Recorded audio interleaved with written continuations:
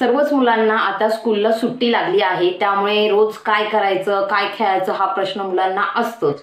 तर मी आज तुम्हाला दाखवणार आहे वेदांकडे कोणते कोणते गेम्स आहेत, जे गेम्स तो त्याच्या फ्रेंड्स बरोबरही खेळतो बाहेर जाऊन. आणि घरी रात्रीचं मला जर वेळ भेटला, जेव्हा पण वेळ भेटतो तर मी त्याच्याबरोबर खेळते. रोजच नाही जमत, पण जेव्हा पण जमतं तेव्हा मी त्याच्याबरोबर ते गेम्स खेळते. तर मी आता तुम्हाला ते गेम दाखवणार आहे. आणि मोबाईल देण्यापेक्षा मुलांना तुम्ही हे सगळे गेम्स घेतले तर त्यांचं माइंड पण इम्प्रूव्ह होतं. आणि मी भरपूर सारे याच्या पुढे पण 2-3 व्हिडिओ येणार आहेत आपले गेम्स बद्दल, की मी त्याच्याबरोबर कोणते कोणते पझल खेळते किंवा मी म्हणजे असे काही पझल्स किंवा असे काही गेम्स खेळते त्याच्यामुळे मुलांचं मॅथ्सही इम्प्रूव्ह होतो. तेही मी तुम्हाला दाखवणार आहे पुढच्या नेक्स्ट व्हिडिओमध्ये. आणि त्या व्हिडिओमध्ये वेदांचे फ्रेंड्सही असणार आहेत त्याच्याबरोबर. त्यामुळे ते आता मी दाखवत नाही आहे. तर आमच्याकडे जे गेम आहेत ते आता मी तुम्हाला शो करते. सगळ्यात पहिला मला वेदांचा फेवरेट आहे म्हणजे तो हा चेस.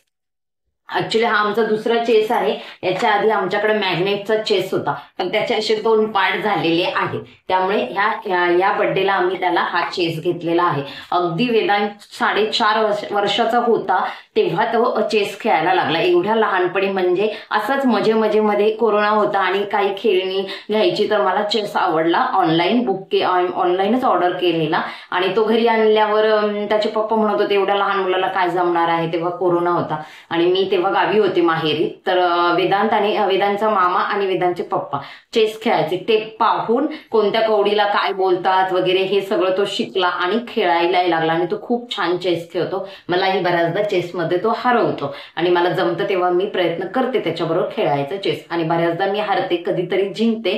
आणि त्याचे पप्पाही जमेन तसं त्याच्याबरोबर चेस खेळतात. आणि चेसने मुलांचं माइंड खूप इम्प्रूव्ह होतं. त्यामुळे जरूर मुलांना चेस हा गेम आणा आणि रोज एक तरी डाव चेसचा खेळा. मीही आता ठरवलं आहे की एक डाव रोज चेसचा वेदांबरोबर खेळायचं, बघू किती जमतंय. तर सगळ्यात फेवरेट तर हा गेम आहे. आणि दुसरा एक महत्वाचा गेम म्हणजे बिझनेस.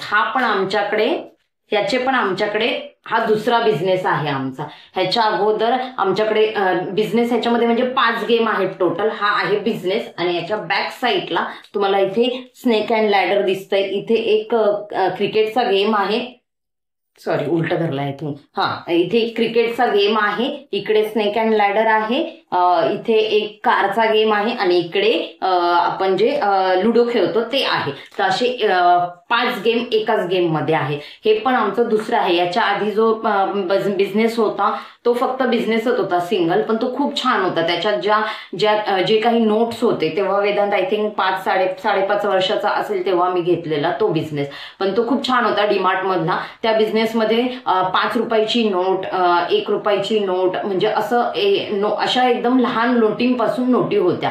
10 रुपयाची नोट, 20ची नोट, 50ची नोट, 100, 500 दोघा नोटींबद्दल पण मी त्याला खूप लवकर सांगितलं आणि त्याला ते समजलं की काउंटिंग कसं करायचं वगैरे. ते मला इझी गेलं त्या बिझनेसमुळे. आणि तो फाटल्यानंतर आम्ही हा आणला. तर याच्यात 1 रुपया 5 रुपयाच्या नोट्स नाही आहेत ह्या बिझनेसमध्ये. तर ह्या बिझनेसमध्ये आय थिंक 100-200 येणार आहे. 500ची नोट वगैरे अशा मोठ्या नोटी आहेत त्याच्यामध्ये. तर मग हा पण बिझनेस छान आहे कारण की याच्यात 5 गेम तुम्हाला मिळतात. तर मग तो त्याच्या फ्रेंड्स बरोबर पण हे सगळे गेम खेळतो आणि घरीही खेळतो. त्याच्याबरोबर त्याच्याकडे हौजी पण आहे. आता मला इथे दाखवायला नाही. हौजी पण खेळतो. पुन्हा कॅरम आहे, बॅडमिंटन आहे. जे बाहेर बॅडमिंटन वगैरे तर तुम्ही बाहेर खेळता, तर घरात खेळायला तुम्ही कॅरमही घेऊ शकता मुलांना. सुट्ट्यांमध्ये त्याचा खूप फायदा होतो. वेदांकडे तर खूप मोठा कॅरम आहे, मोठा कॅरम घेतलेला. आणि त्याच्यानंतर सगळ्यात आवडता म्हणजे हा गेम.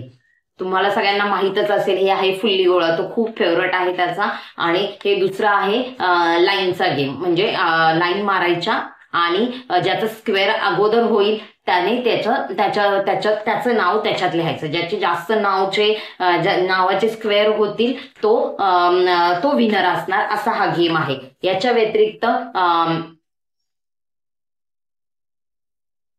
हे 2 गेम पण आमचे खूप फेवरेट आहे. आणि ह्याच्या व्यतिरिक्त आम्ही स्पेलिंगचे गेम पण खेळतो. अगदी लहान असल्यापासून वेदांत 5 वर्षाचा 6 वर्षाचा असल्यापासून मी त्याच्याबरोबर ते गेम खेळते स्पेलिंगचे, की एक लेटर स्टार्ट करायचं, एक लेटर घ्यायचं, त्याच्यानुसार सुरुवात करायची. आता वाटलंच तर आपण इथे बघूया. वेदांत, मी बोलते, त्याच्यानंतर पुढचं लेटर तू बोल. त्या लास्ट लेटर वरून तू नेक्स्ट वर्ड बोलायचा. ऍपल. ऍपल.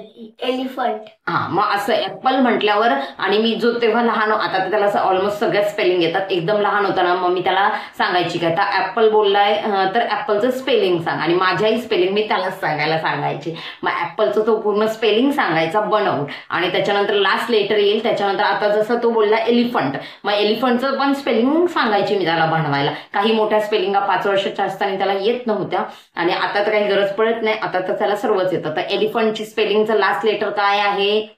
टी. हा, मग आता टी वरून आई बोलणार. मग टी वरून मी बोलली टॉल. टॉलचं स्पेलिंग काय आहे?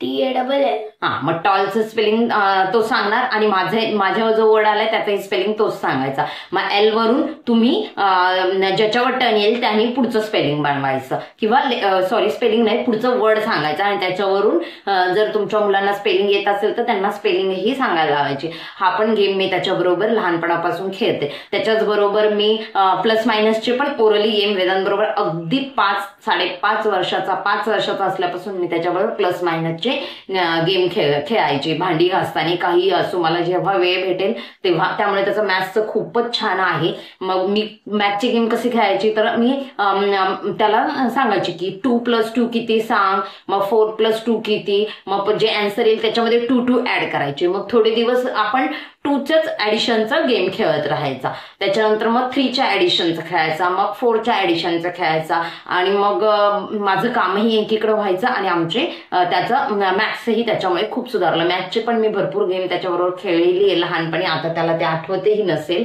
खूप लहान असल्यापासून मी त्याच्याबरोबर मॅथ्सचे गेम खेळते. आणि आता मी काही पझल्सचे गेम तुमच्याबरोबर नक्कीच शेअर करणार आहे.